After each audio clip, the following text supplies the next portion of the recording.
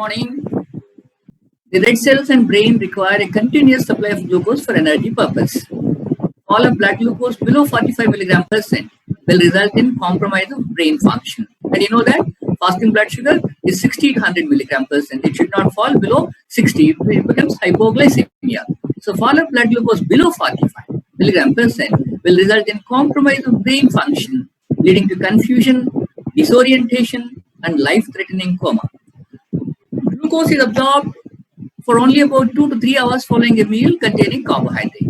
So there must be a mechanism for maintenance of blood glucose between meals, from this 2 to 3 hours after this meal to the next meal.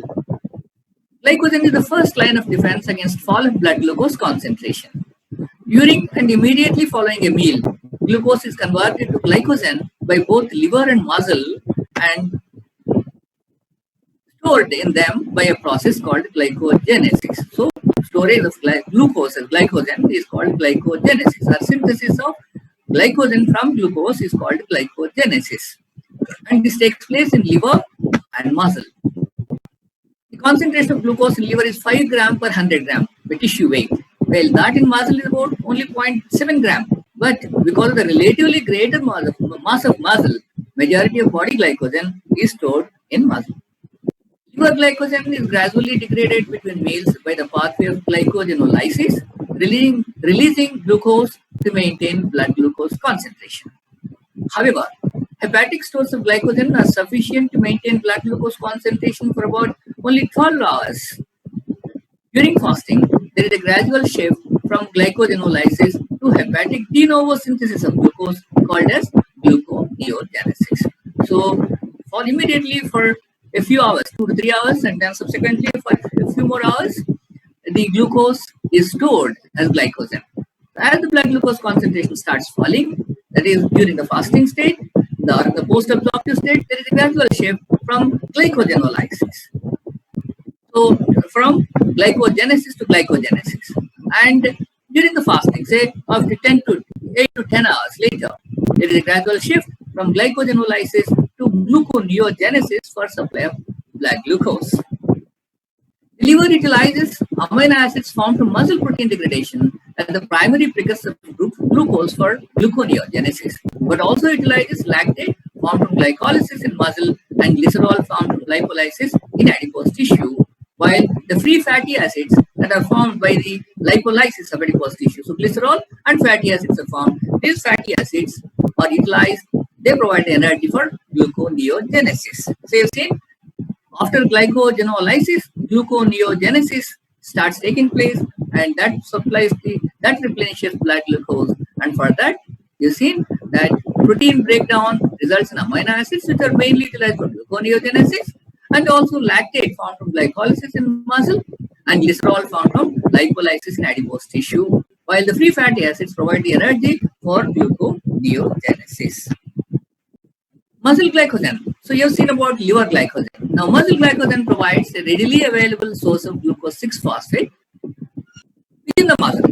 So hepatic glycogen subscribes to or adds to blood glucose level, whereas muscle glycogen adds to glucose, or glucose 6-phosphate only is formed from glycolysis within the muscle. So it does not directly contribute to blood glucose since it lacks glucose 6-phosphatase. So unless glucose 6-phosphatase acts on glucose 6-phosphate and forms free glucose, the glucose cannot leave the muscle cell. That's why it is confined to the muscle only.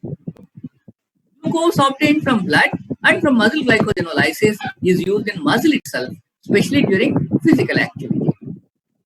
Although cardiac and skeletal muscles rely mainly on fat as their primary source of energy during rest. So this is during rest. This is during exercise. During exercise, glucose is the source of energy. Whereas while the muscle is resting, it is fat which is the primary source of energy.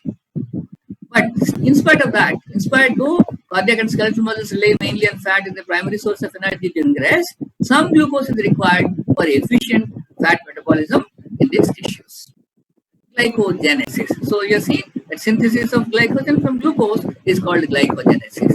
And this glycogenesis involves a few steps. So number one is the uptake of glucose by liver and synthesis of glucose 6-phosphate. At the high glucose concentration of portal blood following a meal, liver can readily take up the glucose. Liver is rich in an enzyme called glucokinase, which is induced by its substrate. So glucose concentration starts increasing, glucokinase becomes its synthesis is increased. It has a Km of about 10 millimoles per liter. So whereas Km of hexokinase is 0.1 millimoles per liter. So what does it mean?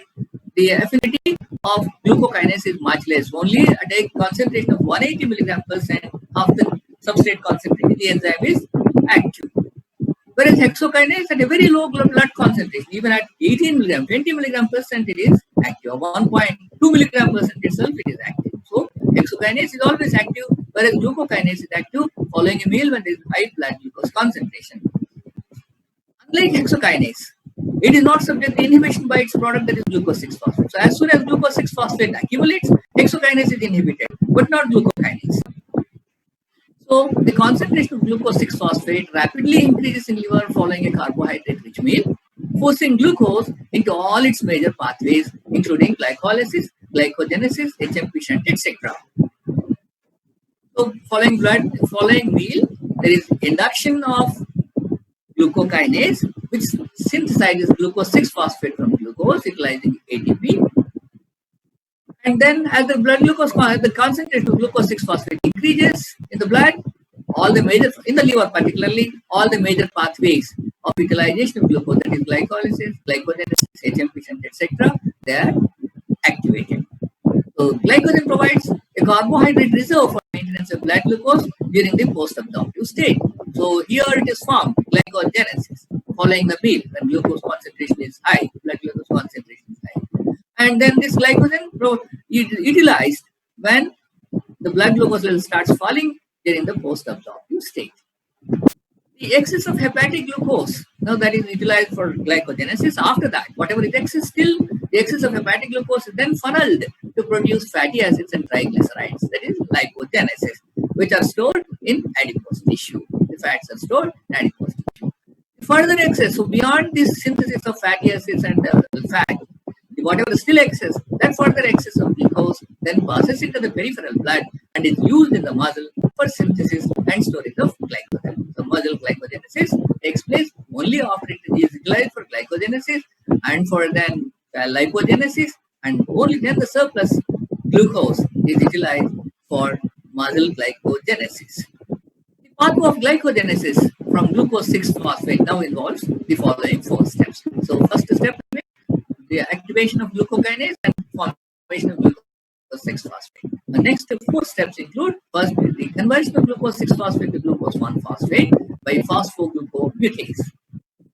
So glucose is converted to glucose 6-phosphate by glucokinase, and this glucose 6-phosphate is then acted upon by phosphoglucomutase, converting glucose 6-phosphate to glucose 1-phosphate.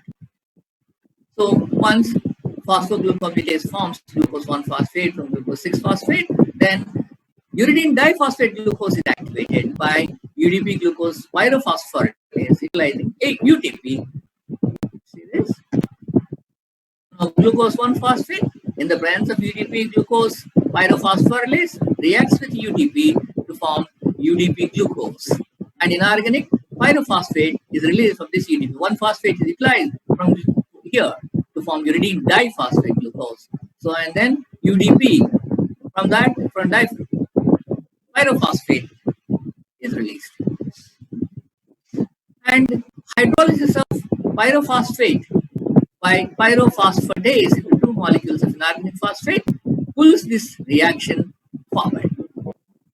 That's how activation of glucose 1-phosphate uridine diphosphate glucose by UDP glucose pyrophosphorylase, which utilizes UTP with the release of inorganic pyrophosphate, and hydrolysis of pyrophosphate to 2 molecules of inorganic phosphate pulls the reaction forwards.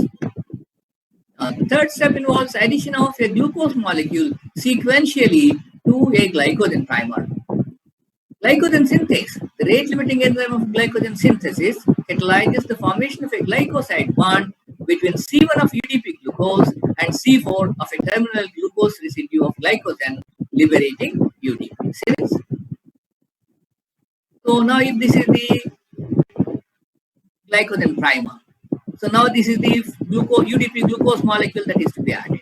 So the C1 of UDP glucose will form a glycosidic bond with the C4 of the glycogen primer for establishing 4-1-4 glycosidic linkage.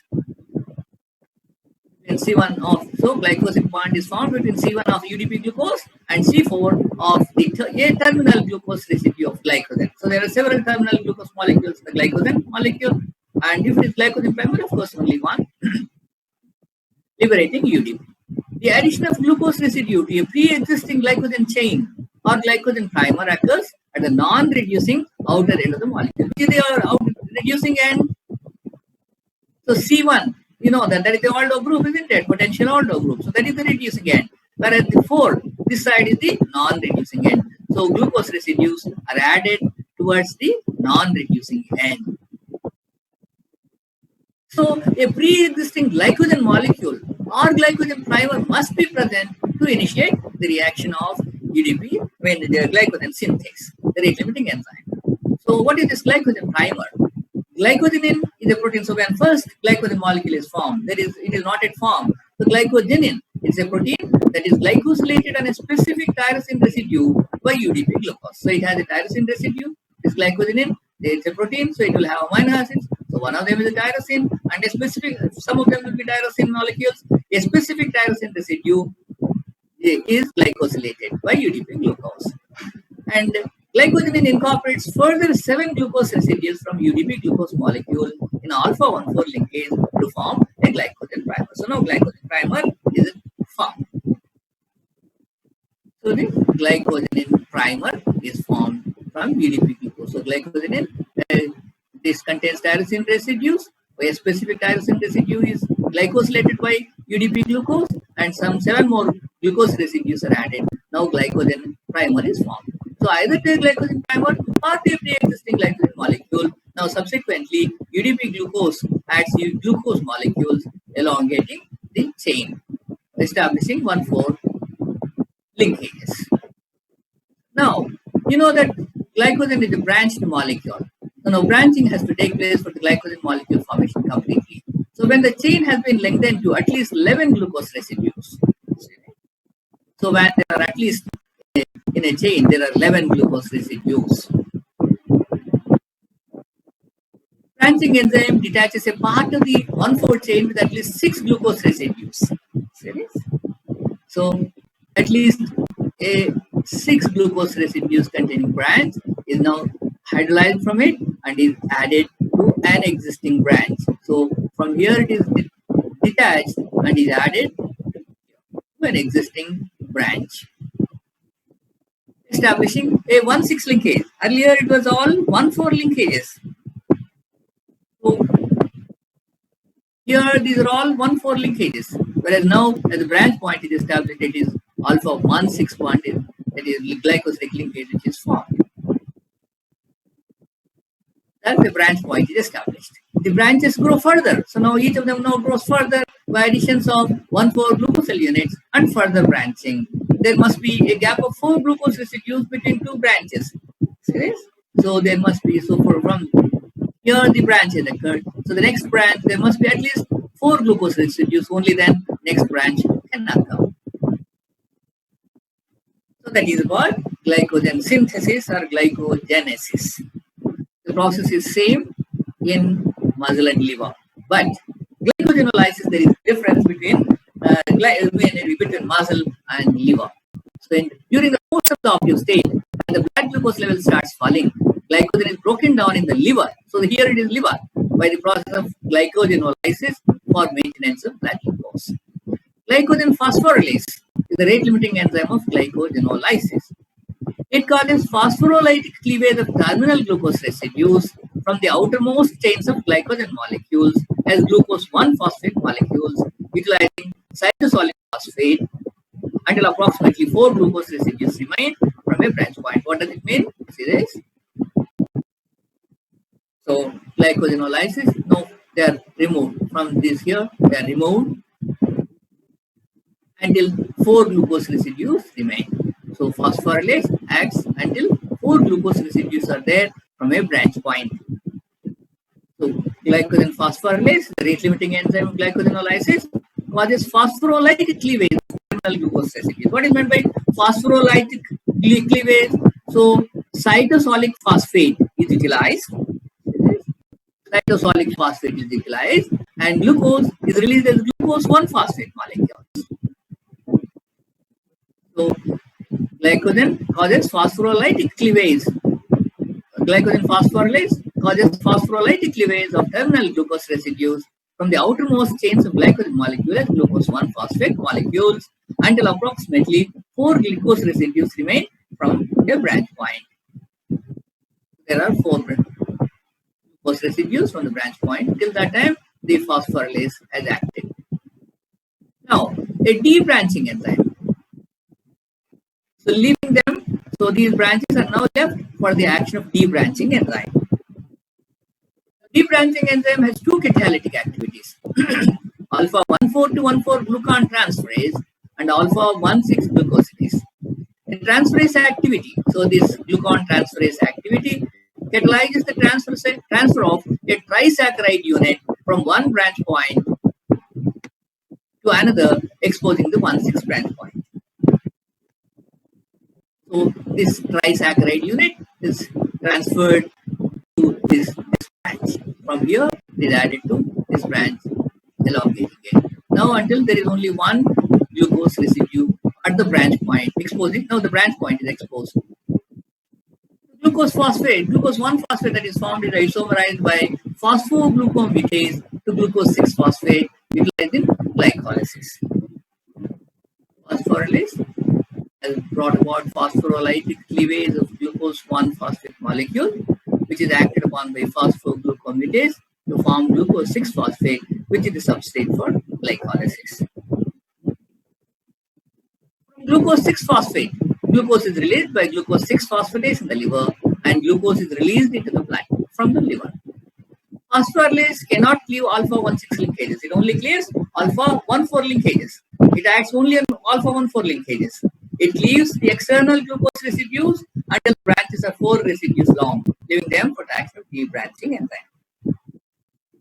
Now, debranching enzyme has got 2 catalytic activities. One is glucose transferase, and you have seen that already. The glucosidase hydrolyzes 1,6 glycosidic linkage. So the transferase transfers 1,4 to 1,4, and 1,6 glucosidase hydrolyzes that branch point. So the glucosidase, this is the alpha 1,6 glucosidase, hydrolyzes the 1,6 glycosidic linkage, releasing a glucose molecule. What is released now is a free glucose molecule. So debranching enzyme, while phosphorylase releases glucose 1-phosphate, the debranching enzyme releases free glucose. That's what you should remember. While phosphorylase releases glucose 1-phosphate, debranching enzyme releases free glucose residues. The regulation of hepatic glycogenolysis. Glycogenolysis is activated in liver in response to a demand for blood glucose, either because of its utilization during the post-absorptive state or in preparation for increased glucose utilization in response to stress. Stress requires either fight or flight, and so a rigorous muscular activity is there, and so more glucose is provided to the muscle, and so during that stage also hepatic glycogenolysis contributes to blood glucose.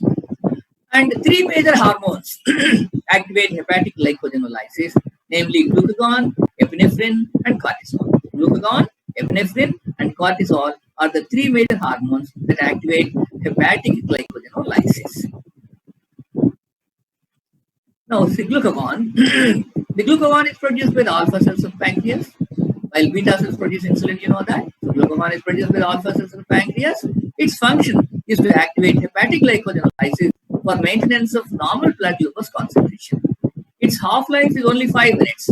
Therefore, glucagon concentration in blood rapidly changes in response to the need for glucose. Blood glucagon concentration decreases following a meal due to high blood glucose and increases in post-absorptive state due to low blood glucose. That's what you should remember. Sorry. Glycogenolysis also increases in response to acute as well as chronic stress. So it is not only following low blood in the postprandial state when the blood glucose concentration falls, or in response to stress. And glycogenolysis also increases in response to acute as well as chronic stress. So acute stress causes an activation of glycogenolysis through the action of epinephrine. Whereas during prolonged exercise, both epinephrine and glucagon activate glycogenolysis to maintain blood glucose level. So in the post-absorptive state, to maintain blood glucose level, glucagon acts. Whereas the acute stress, epinephrine acts. Whereas during prolonged exercise, when there is increased glucose demand, both epinephrine and glucagon, they activate glycogenolysis to maintain blood glucose level. Now you see the third hormone, cortisol. Increased cortisol levels also increase glycogenolysis, particularly in continuously stressful conditions such as psychological stress or cold stress. They're not acute, they continue for some time. So glucagon activates hepatic phosphorylase through activation of adenyl cyclase, while cortisol, acting at the genetic level, binds to hormone response element and induces the genes of hepatic phosphorylase, while epinephrine acts through alpha and beta adrenergic receptors. So I repeat this: glucagon activates hepatic phosphorylase through activation of adenyl cyclase. That is its mechanism of action. Mechanism of action of all each of these hormones, I will describe in detail. But as a overall, glucagon activates hepatic phosphorylase through activation of adenyl cyclase. Cortisol acting at the genetic level the genes of hepatic phosphorylase, whereas epinephrine acts through alpha and beta adrenergic receptors. Let us see the mechanism of action of each of these hormones. So cortisol acts at the genetic level, binds to hormone responsive element, and induces the genes of hepatic phosphorylase. See, this is the hormone. So this hormone passes through the cell membrane, through the nuclear receptor, to the nucleus, and binds to the nuclear receptor, to which there is hormone response element is present, and also activators are present. So this will induce the transcription, so and then synthesis of the protein phosphorylase. That is how the cortisol acts. Cortisol acts at the genetic level, binds to hormone responsive element, and induces the gains of hepatic phosphorylase. Whereas the mechanism of action of glucose that involves during post-absorptive state, the low blood glucose level stimulates glucagon production. Glucagon binds to the receptors and plasma membrane of hepatic cell, while cortisol is cell membrane passes through the cell and binds to the nuclear receptor, whereas here glucagon binds to the receptors and the plasma membrane of the hepatic.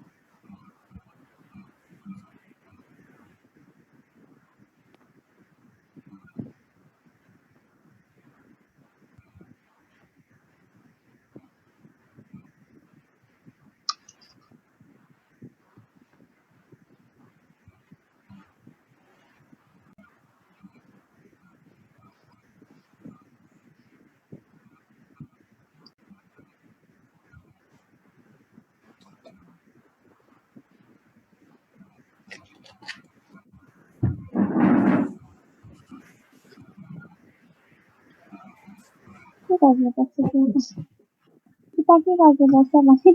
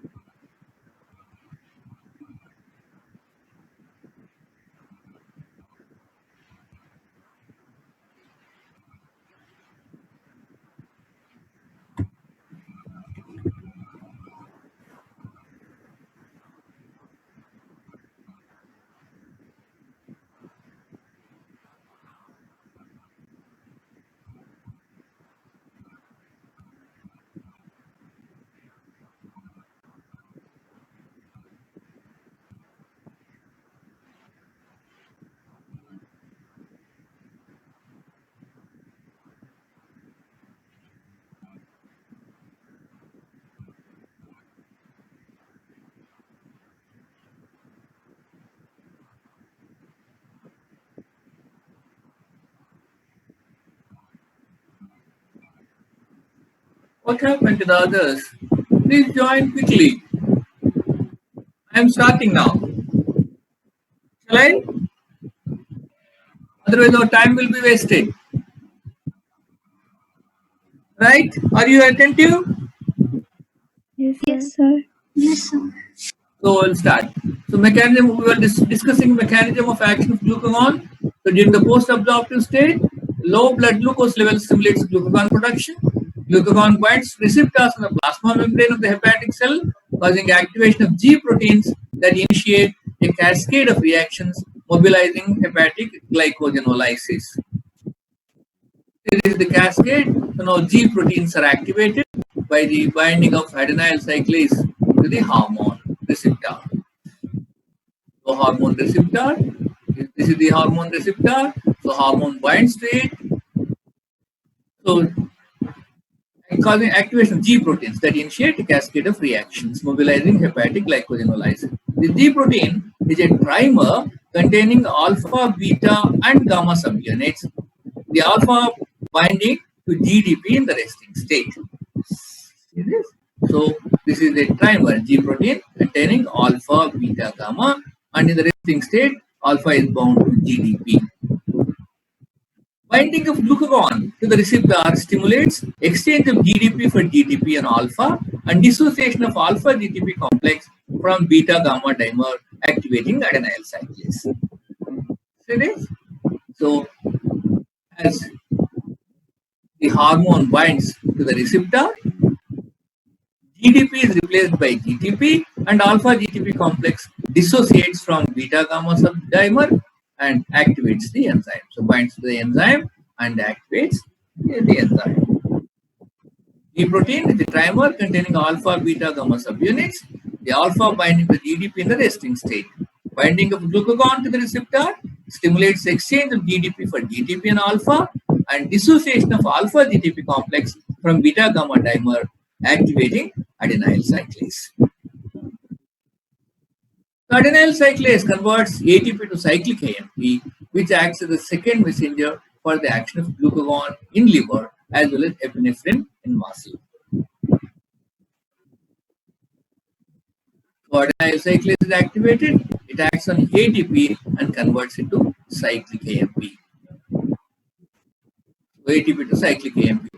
This cyclic AMP acts as the second messenger for the action of glucagon in liver as well as epinephrine in muscle.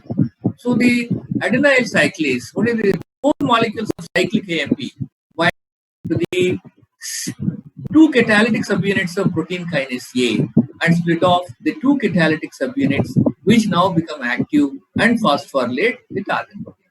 So the cyclic AMP binds to this protein kinase contains R2C2 and the 2 regulatory subunits are detached and now 2 catalytic subunits bind to cyclic AMP and activate the protein kinase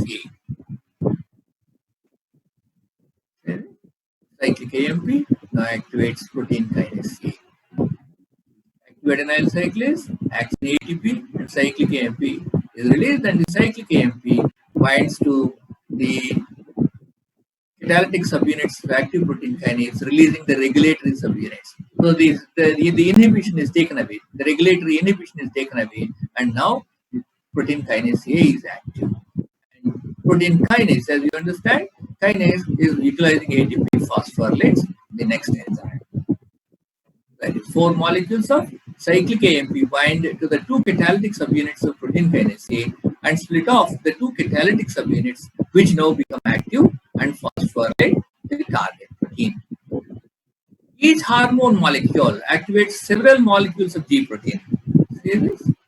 So each molecule of hormone activates several molecules of G protein. So there is an amplification of the response. Each hormone molecule activates several molecules of G protein, each of which activates several molecules of adenyl cyclase with amplification of the signal. Each cyclic AMP molecule activates several cyclic AMP dependent protein kinase molecules, each activating in turn many phosphorylase kinase molecules. So protein kinase A. So cyclic AMP activates cyclic AMP dependent protein kinase. Cyclic AMP dependent protein kinase activates phosphorylase kinase B, the inactive form, to the phosphorylase kinase A, the active form. And this phosphorylase kinase A activates the inactive form of phosphorylase, that is phosphorylase B, to active form, that is phosphorylase A, so which is the rate limiting enzyme of glycogenolysis. So active phosphorylase kinase phosphorylates and thus activates inactive phosphorylase B to active phosphorylase A, that is phosphorylated form, which catalyzes glycogenolysis. The sequence of reactions arranged as a cascade allows amplification of the hormonal signal at each step. The inherent GTPase activity of the alpha subunit immediately hydrolyzes GTP to GDP, resulting in the formation of inactive trimer and stopping the entire cascade. So you've seen earlier the molecule. So this GTP, this alpha has got an inherent GTPase. So as soon as the enzyme is activated, GTPase acts on it and hydrolyzes the GTP to GDP. And now the beta gamma is assemble with this, forming the inactive form bound to the GDP. The inherent GTPase activity of the alpha subunit immediately hydrolyzes GTP to GDP, resulting in the formation of inactive trimer and stopping the entire cascade. Insulin activates phosphodiesterase, which hydrolyzes cyclic AMP to 5' AMP. So cyclic AMP is destroyed. So that is inhibiting the cascade of hepatic glycogenolysis. See this? So ATP is acted upon by active adenyl cyclase to form cyclic AMP. And when it is not required, the insulin, or when the high blood glucose level is there, it activates, insulin activates phosphodiesterase, which converts cyclic AMP to 5' AMP. The whole cascade is now blocked. So insulin through phosphodiesterase stops glycogenolysis by hydrolyzing cyclic AMP to 5' AMP. Apart from that, insulin also activates protein phosphatase, which dephosphorylates, thereby inactivates phosphorylase kinase and phosphorylase A to inactive forms, thus inhibiting glycogenolysis. See here, a protein phosphatase is there. This is activated by insulin, and this protein phosphatase dephosphorylates phosphorylase kinase A to phosphorylase kinase B, and so thereby inactivate phosphorylase, thus inhibiting glycogenolysis. Now, there is another protein called inhibitor 1. It is activated by cyclic AMP dependent kinase. So it inactivates protein phosphatase and now facilitating glycogenolysis. So protein phosphatase, you have seen, inactivates phosphorylase kinase.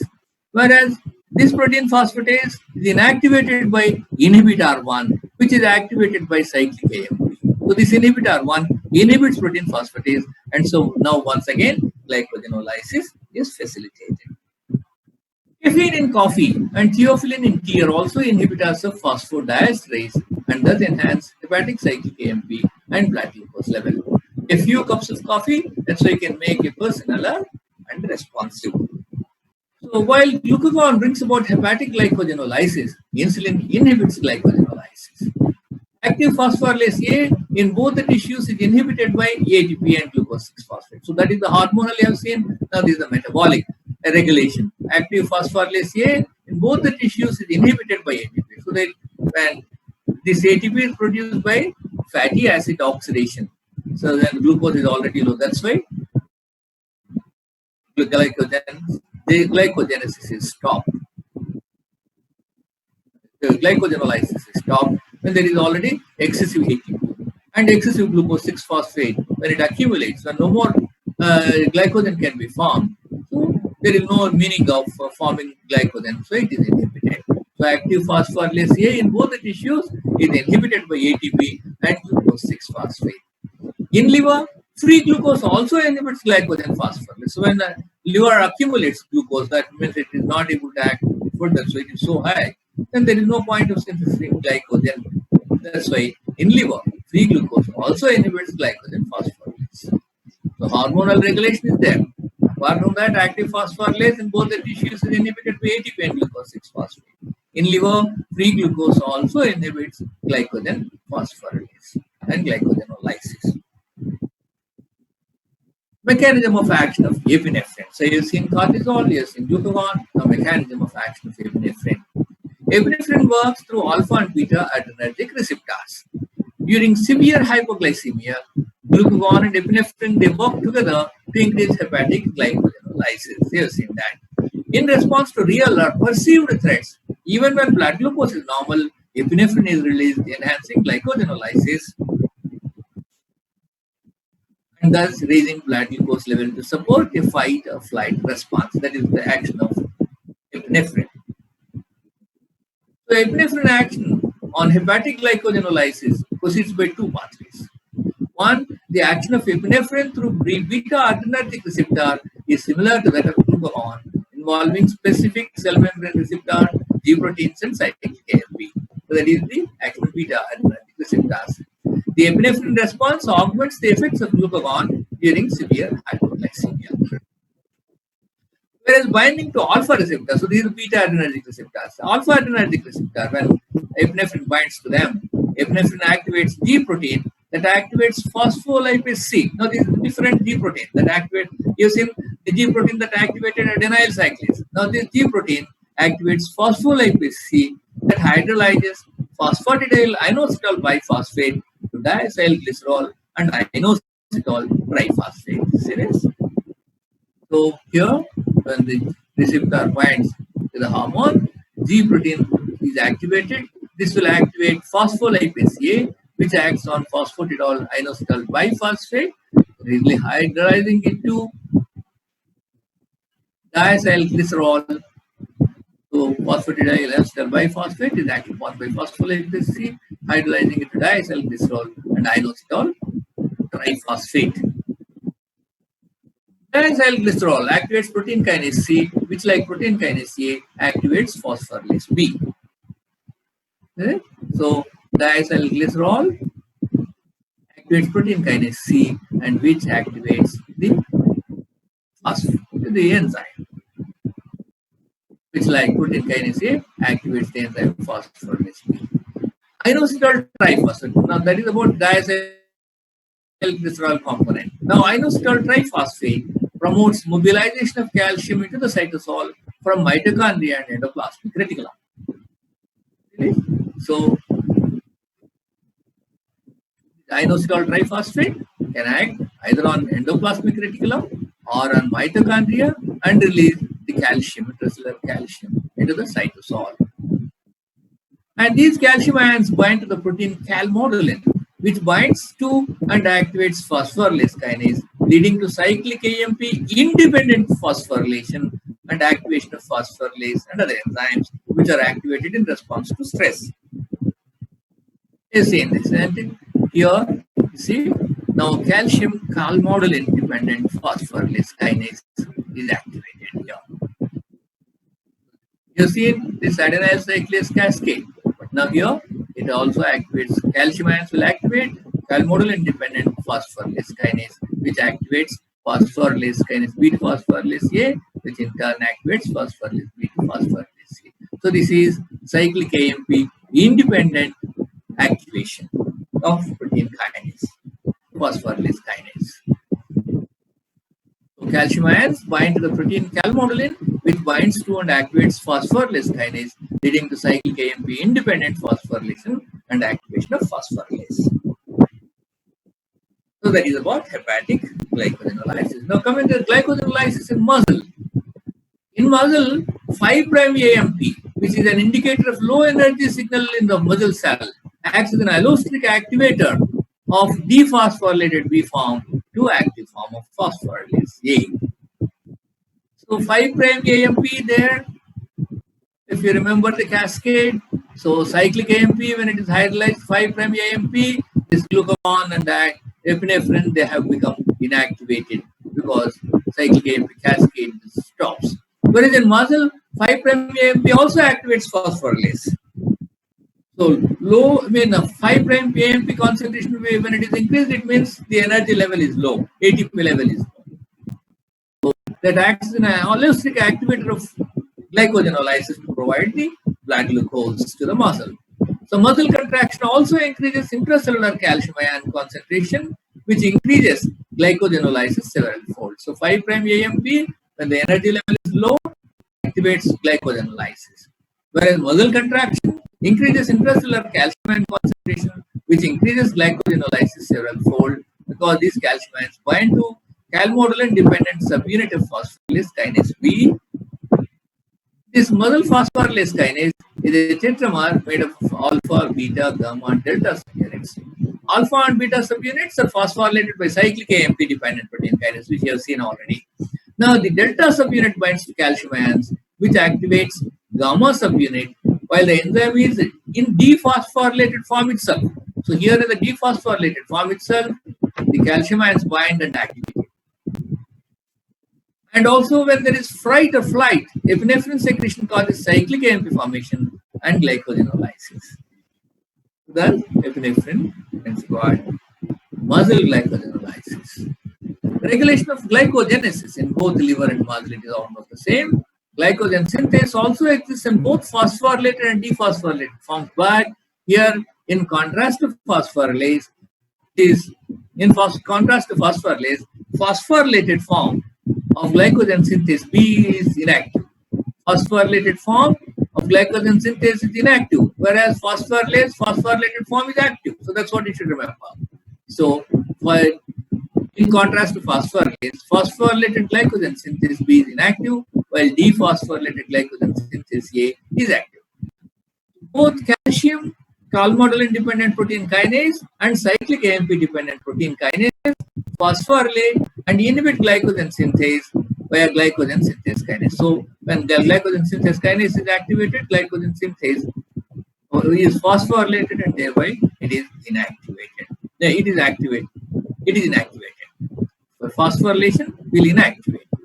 This is brought about synchronously with the activation of phosphorylase. So, as the phosphorylase is activated, glycogen synthase is inactivated by phosphorylation. See this? Glycogen synthase. A is the dephosphorylated form, active form. When it is activated by cyclic AMP dependent protein kinase or calcium calmodulin dependent protein kinase, the active form is inactivated by the kinase activant, that is phosphorylation. Whereas the inactive form, the phosphorylated form, is acted upon by protein phosphatase. So it hydrolyzes phosphate, removes phosphate, and dephosphorylates it, thereby activating glycogen synthase. And you have seen insulin activates protein phosphatase, and so that's why insulin activates glycogen synthase. So it's clear, glycogen synthase exists both phosphorylated and dephosphorylated forms. The phosphorylated glycogen synthase is the inactive form, while dephosphorylated glycogen synthase is the active form.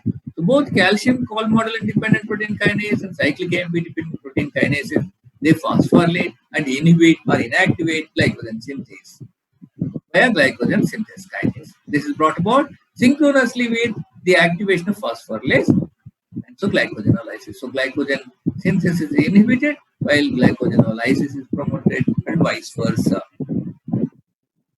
So glycogen synthase and phosphorylase are the reciprocally regulated. That means glycogen synthesis and glycogenolysis are reciprocally regulated. While one is active, the other is inactive.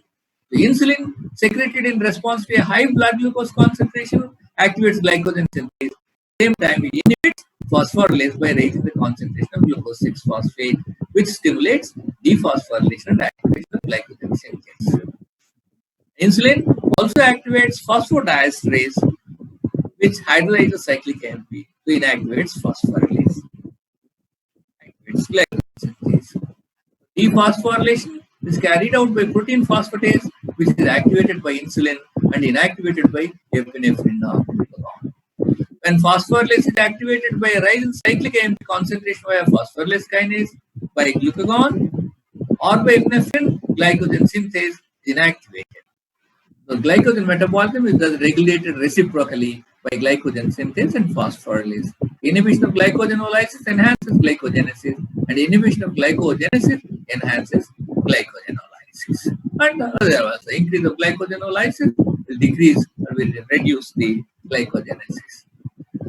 And that is about both of them. Now, cortisol also increases glycogenolysis. You have seen that. level of which may be chronically elevated under continuous stressful states. Coming to the glycogen storage disorders. They are a group of inherited disorders characterized by deposition of an abnormal type or quantity of glycogen or failure to mobilize glycogen. Type 1 disorder or type 1 glycogen storage disorder is von Gierke's disease. It is caused by a deficiency of glucose 6 phosphatase in liver. You see that liver glucose 6 phosphatase converts glucose 6 phosphate to glucose, whereas in muscle doesn't have glucose 6 phosphate. That's what you should remember. The type 1 glycogen storage disorder or von Gierke's disease is caused by a deficiency of hepatic glucose 6 phosphatase. So when glucose 6 phosphatase is inactive or is not active, glucose 6 phosphate accumulates. So it cannot be acted, and so glucose 6 phosphate accumulates in liver and blood glucose level, but blood glucose level will be low. Glucose 6 phosphate is not released into the blood, so blood glucose level is low, though liver glucose 6 phosphate level is high. So glycogenolysis cannot raise the blood glucose and so stimulates lipolysis and ketosis. So blood glucose is high. When blood glucose is not high, glucose 6 phosphate is there high in liver, so stimulates lipolysis and ketosis by liver. Elevated hepatic glucose 6 phosphate levels increase pentose phosphate pathway. Now, glucose 6 phosphate, when it is excess, it is diverted to the pentose phosphate pathway, resulting in increased synthesis and catabolism of purine nucleotides. So, these pentoses, they are utilized for purine nucleotide synthesis, ATP, DTP, resulting in, so now when these purines are catabolized, they will form uric acid. So there is increased uric acid, hyperuricemia. The elevated glucose 6 phosphate levels also increase its conversion to glycerol and fatty acids. So it accumulates glucose 6 phosphate. So now lipogenesis takes place. So it is converted to glycerol and fatty acids, and so increases serum triglyceride level. What happened? No, slide has changed. So glucose 6 phosphate levels increase its conversion to glycerol and fatty acids, and so increase serum triglyceride levels. Type 2 POMC is called type 2 glycogen disorder is called POMC disease.